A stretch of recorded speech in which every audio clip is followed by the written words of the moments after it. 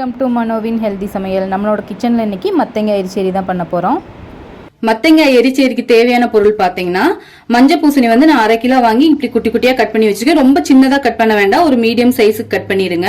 ஏன்னா இதை உடச்சி விடும்போது ரொம்ப குட்டியாக கட் பண்ணியிருந்தீங்கன்னா கூழ் மாதிரி ஆயிரும். ஸோ ஓரளவுக்கு மீடியம் சைஸில் கட் பண்ணி எடுத்துக்கோங்க. அதுக்கப்புறம் 200 கிராம்ஸ் பயிர் வந்து தட்டைப்பயிர் வந்து நைட்டே நான் ஊற வச்சு எடுத்து வச்சிருக்கேன். ஃபர்ஸ்ட் இதை நம்ம வேக வச்சிடலாம். நான் குக்கர்ல வந்து தட்டைப்பயிர் சேர்த்துட்டு கொஞ்சமா தண்ணி விட்டு ஒரு விசில் விட்டு இதை இறக்கிடலாம். இறக்கிட்டு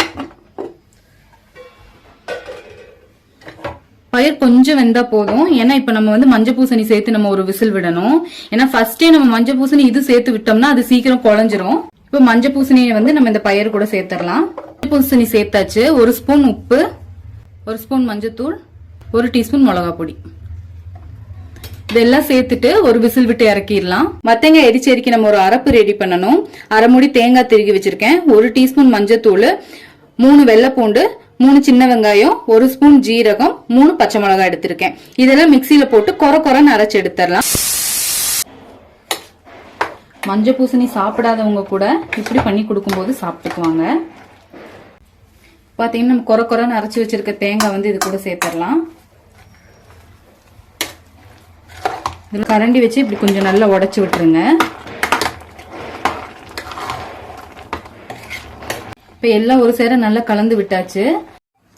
நம்ம தாளிக்கிறதுக்கு வந்துட்டு ஒரு கடாயில் வந்து தேங்காய் ஊற்றிக்கோங்க. தேங்காய் ஊற்றும் போது எரிச்சேரி ரொம்ப டேஸ்ட்டாக இருக்கும். ஸோ நான் 2 டீஸ்பூன் தேங்காய் ஊற்றிருக்கேன். எண்ணெய் சூடானதுக்கு அப்புறம் கொஞ்சமாக இதில் கடுகு சேர்த்துடலாம்.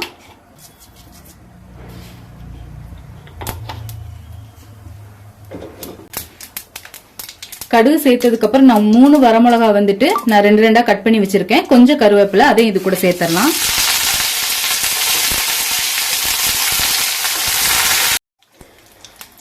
இப்போ இது கூட வந்து நம்ம 1 கிண்ணம் தேங்காய் சேர்க்கிறோம்.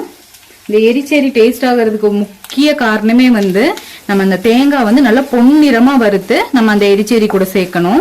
புளி கலர்ல வர்ற வரைக்கும் நம்ம இதை வறுக்கணும். இப்போ தேங்காய் நல்லா வறுபட்டுருச்சு. பார்த்தீங்கன்னா இந்த கலர்ல நீங்க வறுக்கணும். இப்படி வறுத்து எரிச்சேரி கூட சேர்க்கும் போது ரொம்ப டேஸ்டா இருக்கும்.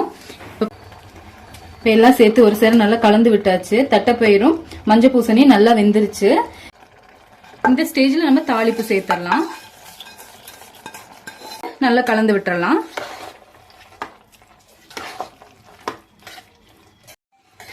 சுவையான மத்தங்காய் எரிச்சேரி வந்து ரெடி ஆயிடுச்சு. இதை வேற ஒரு பாத்திரத்துல மாத்திடலாம். நம்மளோட சுவையான மத்தங்காய் எரிச்சேரி ரெடி ஆயிடுச்சு. ஆரோக்கியமாக சமைங்க, சந்தோஷமாக சாப்பிடுங்க. அடுத்த வீடியோவில் பார்க்கலாம். Bye bye.